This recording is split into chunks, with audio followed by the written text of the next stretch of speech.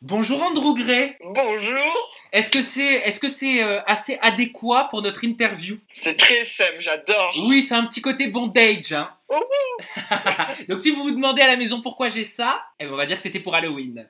Bon, Andrew, comment vas-tu mon cher Andrew Gray? Super bien, et toi? Merci de m'accueillir sur ta chaîne. Ben, je suis super content, oui, je t'accueille en Websam 2.0. Pour toutes les personnes qui ne te connaissent pas, je vais expliquer qui tu es. Andrew, tu es un des premiers en France à avoir créé une chaîne YouTube LGBT traitant de la sexualité homosexuelle, lesbienne, mais toujours avec beaucoup d'humour. Est-ce que c'est bien résumé? C'est exactement ça. Et je trouve que tu as même mieux décrit ma chaîne que moi des fois quand on me le demande. Ah.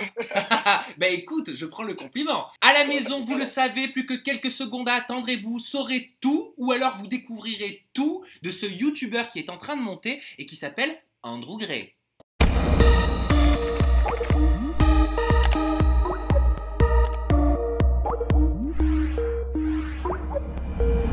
Andrew Gray, d'ailleurs, pourquoi Andrew Gray? Gray, c'est un petit rapport avec les cheveux, je crois. Hein. À l'époque. Non, en fait, à la base, quand j'avais lancé ma chaîne, je m'appelais Andrew is gay. Et en fait, je trouve que ça faisait trop sectaire, trop communautaire, t'as vu? Du coup, je me suis dit, je vais changer parce que je voulais pas, tu sais, qu'il y ait que les gays qui me suivent. Je voulais qu'il y ait aussi les hétéros, les lesbiennes et machin. Et je me suis dit, bah, en s'appelant Andrew is gay, déjà, bah, ça met une connotation et je trouvais ça pas très cool. Et du coup, en fait, je m'étais dit, c'était pile poil dans l'émission où je commençais à lancer mon émission Parlons cul. Et du coup, je me suis dit, tiens, Parlons cul, qu'est-ce que je pourrais faire? Et c'était l'époque où il y avait 50 nuances de Grey qui sortait. Ah. Et en fait, je me suis dit, tiens, on peut faire un jeu de mots Andrew Gray, les cheveux gris et tout. Voilà. Donc ta chaîne YouTube, elle est LGBT. Et est-ce que je dis vrai quand j'annonçais en introduction que tu étais quand même un des premiers, peut-être même le premier hein, sur YouTube, à parler si ouvertement et si librement de la sexualité homosexuelle et lesbienne? Bah en fait, l'idée de lancer ma chaîne, en fait, c'est parce qu'à l'époque, je suivais des chaînes, c'est comme Tyler Oakley ou Sogay, etc.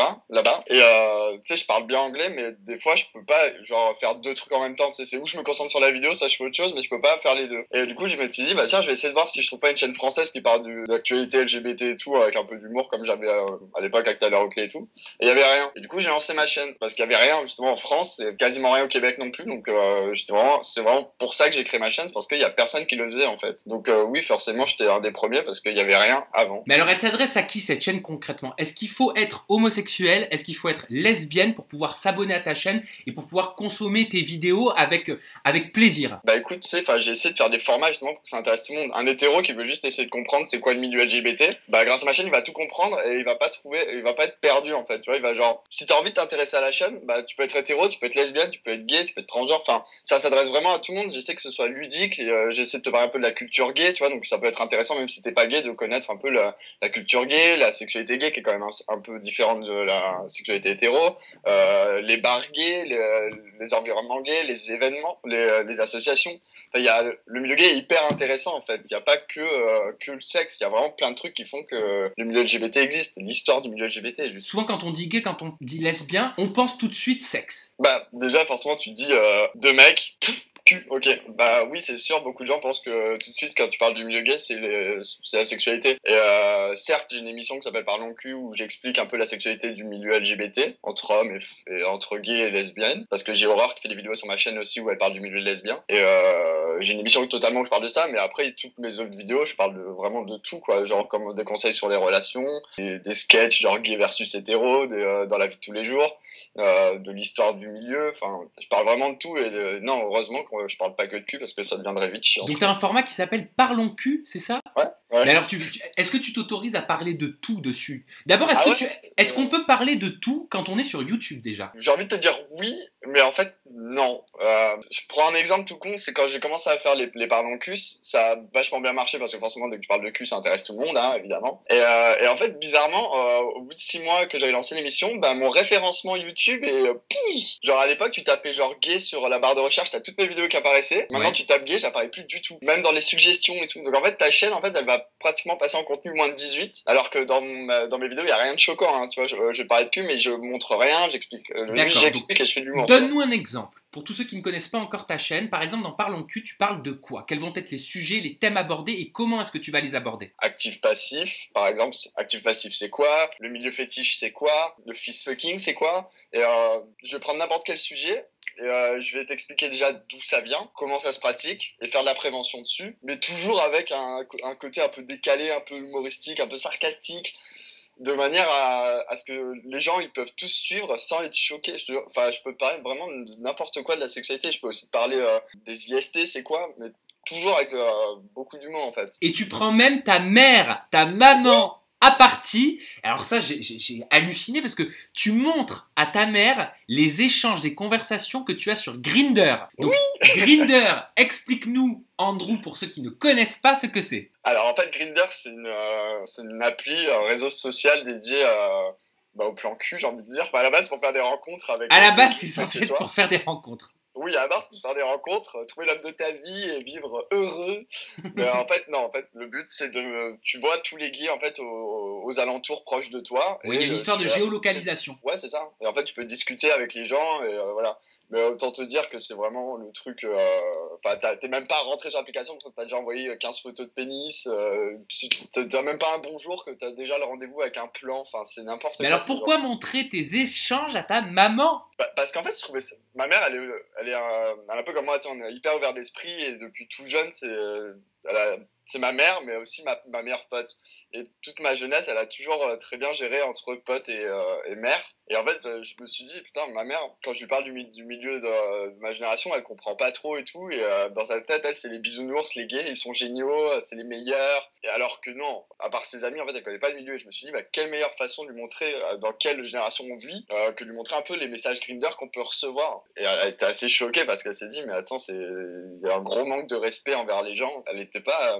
ça l'a fait rire, mais d'un autre côté, elle me disait, mais je te plains, quoi. Enfin, c'est dommage que les gens ils aient un tel gros manque de respect envers les uns et les autres, en fait. Donc, au travers de cette vidéo, bien évidemment, on a la réaction de ta mère qui est marrante et forcément, on réagit tous de la même façon. On est un petit peu choqués pour elle quand on regarde la vidéo. Il y a même une petite sensation de gêne. Est-ce que tu as fait cette vidéo, par exemple, juste pour le côté sensationnel, juste pour le côté buzz, ou justement derrière ça, il y a une volonté de montrer ce qu'est vraiment le milieu gay? En tout cas, ce qui peut être sur certaines applications et certains réseaux de rencontres. En toute honnêteté, je savais que ce genre de vidéo-là allait plaire. Après, je suis pas le mec qui est toujours en mode putain, les vues, faut que je fasse des vues et tout, parce que sinon je serais déjà en train de faire des vidéos avec des hand spinners, tu vois.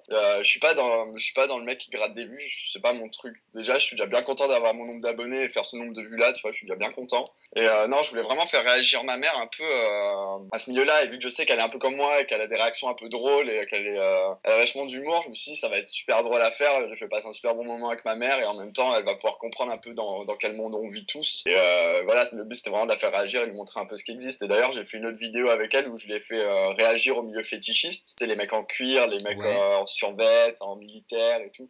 Alors ça c'est quoi? Attends, c'est ce qu'on appelle des tripes. Des tripes? Non, des tripes c'est plus au niveau de la sexualité. Il y en a, le fétichisme c'est vraiment une façon de vivre en fait. Il y en a j'ai beaucoup à apprendre, il va falloir que je passe du temps avec toi. Oui, bien.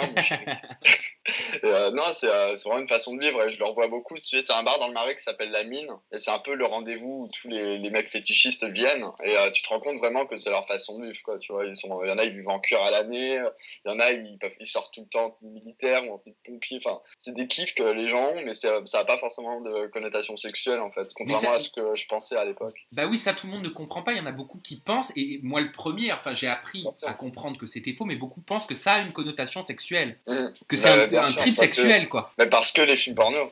Parce que dans les films porno, tu vois des mecs habillés comme ça et tu te dis, ah oui, forcément, connotation sexuelle, c'est de la sexualité, alors que non, pas forcément. Est-ce que tu as l'impression, Andrew, d'avoir une responsabilité? Ah bah totalement, déjà, surtout quand t'as des jeunes qui te suivent comme ça et qui sont un peu perdus parce qu'ils savent pas trop où ils en sont au niveau de leur sexualité, de leur genre, d'eux-mêmes, tu peux pas te permettre de dire trop de conneries et surtout tu dois toujours faire attention à ce que tu dis. Tu sais, quand t'es personnage public, toi-même tu dois savoir, tu peux pas toujours dire ce que tu penses parce que tu sais toujours que tu vas avoir des retours pas très positifs, donc t'es toujours obligé d'être toujours entre les deux, même s'il y a un truc qui te plaît pas, tu peux pas non plus dire que t'aimes pas. Par exemple, il y a une vidéo où j'avais dit que je parlais des personnalités du milieu LGBT et je disais que j'aimais pas trop les drag queens mais que j'étais très heureux qu'elles fassent partie du milieu parce qu'on a besoin de diversité et tout. Tu vois, faut toujours que tu fasses attention à ce que tu dis pour pas blesser qui que ce soit. Pourquoi tu t'es fait beaucoup attaquer attaqué dans le passé? Peut-être au début de ta chaîne? Même pas, non, c'est ça qui est juste dingue en fait, parce qu'il y a plein de chaînes, genre si tu prends Artus et Nico, si tu prends Pouillou, bah eux, tu vois, sur leur chaîne, ils en prennent plein la gueule. D'ailleurs, Pouillou a arrêté sa chaîne parce qu'il avait trop de commentaires homophobes et de rageux. Artus et Nico, mais eux, font un peu exprès, j'ai envie de te dire. Mais moi, j'en ai pas. L'autre fois, je voulais faire une vidéo où je parlais un peu de mes commentaires négatifs ou homophobes pour faire une vidéo là-dessus et faire une morale à la fin. Et j'ai dû trouver 20 messages en 2 ans. Ah oui, donc genre t'as galéré pour pouvoir trouver des messages négatifs. Il y en avait presque pas tant que ça. Et alors comment t'expliques ça? Bah, je pense que je suis pas le cliché du gay, tu vois. Je pense que les gens, à part m'attaquer sur le fait que je suis gay, tu vois, je suis pas très efféminé, je fais pas très gay, tu vois. Donc, du coup, je pense que les gens, ils savent pas trop sur quoi m'attaquer, en fait. À mon avis, ça vient de là. Sinon, je sais pas trop, ou alors j'ai de la chance et je touche du bois, tu vois, mais je veux dire, j'ai eu de la chance à ce niveau-là, c'est que j'ai pu avoir pas mal d'abonnés et faire beaucoup de vues sur plein de trucs et au final, pas avoir tant de commentaires homophobes. Après, j'ai des petits rageux, tu vois, mais quand tu vas sur leur profil Google+, tu vois qu'ils sont nés en 2002, tu fais, bon, allez, ça va. Allez, c'est bon. T'as beaucoup de jeunes qui te suivent? Ouais, j'en ai pas mal. Bah, en fait, c'est bien fait ma chaîne parce que t'as une partie qui est vraiment des gens comme mon âge jusqu'aux quarantenaires, cinquantenaires, et du coup, ça me permet de pouvoir faire des sujets un peu matures et tout. Et après, j'ai des très jeunes, genre des 13, 17 ans, qui eux, ils suivent vraiment mes conseils et pas mes autres contenus, ils suivent vraiment mes conseils. Bah oui, mais alors comment est-ce qu'on s'adresse à des jeunes entre 13 et 17 ans qui sont en pleine recherche d'identité, qui ne savent pas forcément si c'est normal, si c'est bien, parce que c'est pas malheureusement ce que la vie, ce que nos parents nous apprennent pour notre futur. Comment est-ce que tu fais pour parler à ces jeunes et leur faire comprendre qu'en fait, il y a pas de normalité, ils sont juste venus comme ça, ils sont comme ça, un point c'est tout. Tu les rassures et tu leur expliques que c'est pas les seuls à être dans cette configuration-là de je me cherche, je sais pas trop où j'en suis. Dans leur tête, tout de suite, ils pensent que c'est les seuls à vivre ça, c'est les seuls au monde à connaître que putain, je suis différent, j'aime les hommes, oh merde, j'aime les femmes, tiens, comment je fais, oh merde, j'aime les deux, tu vois, et ils se disent c'est pas normal, qu'est-ce qui se passe, tous mes potes ils sortent avec des meufs, moi ça m'intéresse pas, y a un petit mec qui me plaît là-bas, mais personne d'autre le fait, je comprends pas trop. Et en fait là, je pense que d'avoir un mec qui est un peu plus âgé que toi et qui dit t'inquiète, moi aussi j'ai vécu ça, ça s'est passé comme ci, comme ça, t'inquiète pas, ça va bien se passer, zen, te force pas à faire ci, te force pas à faire ça. Bah en fait, c'est juste, ça les rassure de ouf parce qu'ils disent putain, en fait, je suis vraiment pas le seul à vivre ça et ok, ça va, c'est normal. Mais tu dois recevoir beaucoup de demandes de rendez-vous, tu dois avoir beaucoup de déclarations d'amour, parce que quand on est jeune et qu'on prend exemple sur quelqu'un d'un petit peu plus âgé qui donne des conseils, l'amalgame est possible, quoi. J'avoue, ce serait mentir de dire que non, mais oui, il y a pas mal de... Que ce soit des plus vieux ou des plus jeunes en plus. Ah oui, non mais j'en doute pas. Oui, il y en a beaucoup qui essaient un peu de me dragouiller, puis même des fois, il y en a qui me voient sur les applis de rencontre, alors du coup, Andrew, c'est donc Andrew Gray est célibataire. Il était il y a un certain temps. Ah, il est plus célibataire, Andrew. Il a rencontré quelqu'un d'une manière très atypique en plus. C'est vrai, comment? Alors en fait, l'autre fois, j'étais dans un... Putain, t'as une exclue, mon gars. En fait, j'étais dans un bar dans le Marais qui s'appelle le Labo. Je sais pas si tu connais ce bar. Non. Et en fait, j'étais avec un pote et je tourne ma tête et je vois un super beau mec sur une table. Enfin, assis sur une table. Assis sur une chaise devant une table. Et je dis en mode, putain, t'as vu comme il est beau et tout. Puis genre, je le vois pas. Donc je l'ai pris en photo et je fais, tiens, regarde. Il fait, ah ouais, trop beau. Du coup, j'étais un peu bourré, j'ai écrit sur Facebook, j'ai envie de me marier avec cet homme, si quelqu'un le trouve, merci de me donner mon Facebook. Il a vu le message. Et le lendemain, je me réveille, il y a un mec qui fait, oh Anthony, il y a quelqu'un t'es un admirateur et tout. Et le mec, je l'ajoute, du coup, je fais, excuse-moi de t'avoir affiché sur Facebook, parce qu'il y a dû avoir 200 likes sur la publication, tu sais, je fais, désolé de t'avoir affiché, je pensais pas que quelqu'un te trouverait. Et au final, il me fait, non, mais t'as bien fait. Et là, je fais, oh. Et du coup, on a commencé à parler, puis on s'est vu, puis du coup, c'est trop cool. Ça a matché. Ça fait combien de temps? Bah, c'est tout récent, hein, ça fait 10 jours, tu vois, mais. Ah! C'est la bonne voie, tu vois. Et ça tient avec toi ou pas? Ça dépend. En fait, si ça devient pas chiant, ma relation, il y a moyen que ça dure longtemps. Mais si on rentre dans une routine et tout, je vais vite m'emmerder. Et t'as pas peur d'être en couple et en même temps d'avoir une chaîne LGBT dédiée à la sexualité des homosexuels et des lesbiennes? Enfin, est-ce que tout le monde peut l'accepter? Bah, disons que ça a pas trop de...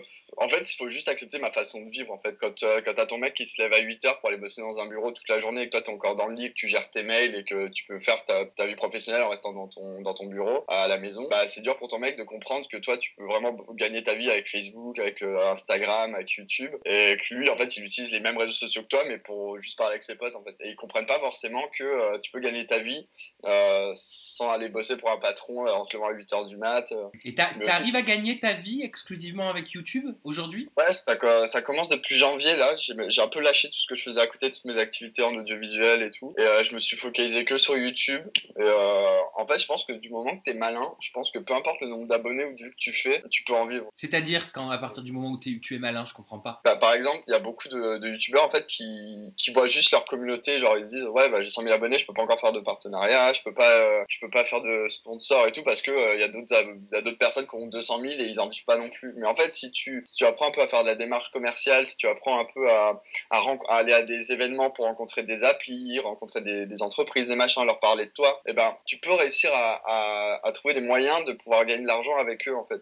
D'accord. Okay. En fait, moi je m'en sors plutôt pas mal parce que j'ai rencontré pas mal de gens qui ont fait que, et en plus vu que je suis sur une niche et que je suis le youtubeur numéro 1 au niveau LGBT, bah du coup j'intéresse beaucoup de marques LGBT en fait. Donc j'arrive pour le coup, moi là j'arrive à en vivre avec 26 000 abonnés, mais il faut être malin. Et sur ta chaîne YouTube, Andrew, tu parles de sujets d'identité, tu parles de sujets légers, de sujets marrants, mais tu parles aussi de sujets très sérieux, et tu as fait une vidéo par rapport aux événements qui se passent actuellement en Tchétchénie. Et c'est important pour toi de communiquer là-dessus, surtout dans une période où les médias communiquaient très peu malheureusement sur tous ces événements. C'est ça d'ailleurs qui m'a fait un peu péter les plombs d'ailleurs, parce que quoi, genre ceci peut être toléré, et surtout pourquoi on n'en parle pas? Quand tu regardais la presse américaine ou la presse UK, ça en parlait déjà pas mal. En France, que dalle. Il a fallu attendre que Lola Wesh, Tristan et moi on s'y mette pour que d'autres articles commencent à fuser sur TQ.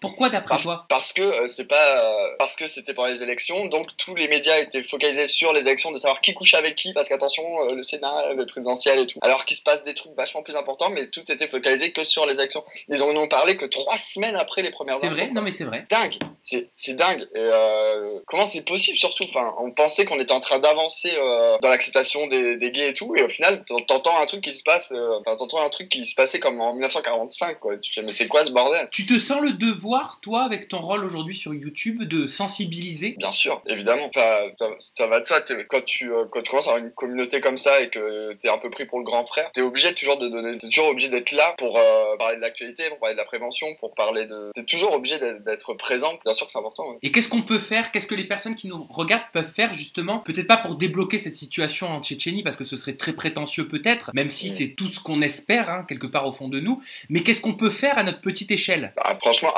ça fait très youtubeur, mais à part partager un maximum, parce que la puissance des réseaux sociaux, elle est énorme. Non mais t'as raison, tu as raison. C'est nous qui créons le monde de demain. Hein. Bien sûr. Donc à part. Enfin, quand je dis nous, je parle pas de nous youtubeurs, je parle nous êtres humains. Bien sûr. Mais à part des gens de partager les vidéos pour qu'elles soient vues massivement et qu'elles deviennent virales et que tout le monde le voit et faire signer des pétitions, je peux pas faire grand chose malheureusement parce que ça touche pas le rap en fait. Donc on peut pas faire grand chose à notre échelle à part informer les gens. Après tu peux prendre un groupe de gays et foncer pour aller arrêter ça en Tchétchénie, mais à mon avis ça va être compliqué. Je suis pas sûr que ça fasse le poids non plus. Ouais. Quel conseil tu pourrais donner à un jeune garçon ou une jeune fille qui nous regarde et qui se pose des questions sur son identité, sur sa sexualité? Te prends pas la tête. Te force surtout pas à faire un coming out si tu sens que ça va pas le faire. Coucher avec une femme si tu n'en as pas envie. Non, ce que je veux dire en fait, c'est te prends pas la tête à vouloir, très jeune, vouloir connaître ta sexualité, tes orientations sexuelles. Juste vis, te mets pas la pression. Si tu veux essayer avec un garçon, essaye avec un garçon. Si tu veux essayer avec une fille, essaye avec une fille. Si t'es pas prêt, tu attends. Si tu as rencontré un garçon que ça te plaît, que t'as fait ta première fois avec, c'est bien passé, c'est génial. Si tu sens que tu veux le dire à ta famille, que tu veux faire ton coming out, tu sens que tu veux faire ton coming out à ta famille et que ça va pas le faire, abstiens-toi parce que faire un coming out, c'est pas une chose obligatoire, vraiment pas. Va pas te mettre dans la merde. C'est bien de faire un coming out pour te soulager si t'en avais besoin et que tu sens que ça va passer, mais si tu sens que ça va pas passer, abstiens-toi, c'est pas utile, tu le feras plus tard quand tu auras ta propre situation. Mais juste vous prenez pas la tête, je te jure, ils se prennent vraiment beaucoup la pression et pour rien, c'est pas la peine de se prendre la tête autant. Ou alors ils veulent être tout de suite en couple, alors ils ont 13 ans, ils veulent être tout de suite en couple. Prenez le temps, zen, ils veulent aller vite, ils veulent c'est le meilleur conseil que j'ai à donner, c'est juste prends ton temps, te pose pas trop de questions, vis ta vie, vis pas pour les autres. Si t'aimes les hommes, va avec les hommes, si t'aimes les femmes, va avec les hommes, si t'aimes les femmes, va avec les femmes, si t'es transgenre, enfin, fais ce que tu veux, tu vis pour toi, pas pour les autres, te prends pas la tête à vouloir savoir ce que les gens pensent de toi. Et bah, c'est un beau message de tolérance que tu viens de passer, Andrew. Et moi, si je peux rajouter un petit conseil, eh bien, allez vous abonner à la chaîne YouTube d'Andrew Gray. Parce que dessus, vous y retrouverez tous ses conseils, toutes ses vidéos, tous ses coups de gueule, toutes ses vidéos humoristiques. Non, mais c'est vrai, il y a tout quelque part. On peut aussi dire que c'est une chaîne lifestyle. Ouais. Lifestyle gay. Lifestyle gay, ouais. Mais en même temps, tu sais, je fais pas de tag, je fais pas de défis, je fais presque pas de vlogs. Non, mais on en apprend aussi beaucoup. On en apprend aussi beaucoup sur toi au travers de tes vidéos. Ouais, c'est vrai. Ouais, j'avais jamais trop mis ma chaîne dans le lifestyle, mais c'est vrai que quand tu réfléchis, il y a il y a quelques thèmes qui peuvent. Ben oui. Ouais, c'est vrai. Bon, tu nous rappelles le nom de ta chaîne, Andrew? Andrew Gray. Andrew Gray, c'est très simple comme 50 nuances de Grey. Et rappelle-nous également tes réseaux sociaux, j'imagine que tu as Facebook, Twitter, Instagram, Snapchat. Bah, mon Facebook, c'est facile, c'est Andrew Gray. Sur Twitter, c'est The Andrew Gray. Et sur Instagram, c'est pareil, The Andrew Gray. Et t'as pas Snap? Ah, Snap, c'est Andrew-Isgay. Ah, Andrew-Isgay. Ben voilà, on a tout pour pouvoir faire une bonne cuisine. On a tout pour te suivre, mon petit Andrew. Merci beaucoup, Andrew, pour ton témoignage. Ça m'a fait du bien, moi, de parler avec toi et de parler d'autres sujets. Parce que voilà, il y a aussi des sujets très importants et c'est important de parler de tout. C'est clair. Andrew, gros bisous. À la maison, vous le savez, moi, je vous accompagne tout l'été avec les interviews en toute intimité, les interviews Websam. Comme ça, au moins, les vacances seront moins longues avant la rentrée. Gros bisous, bye bye.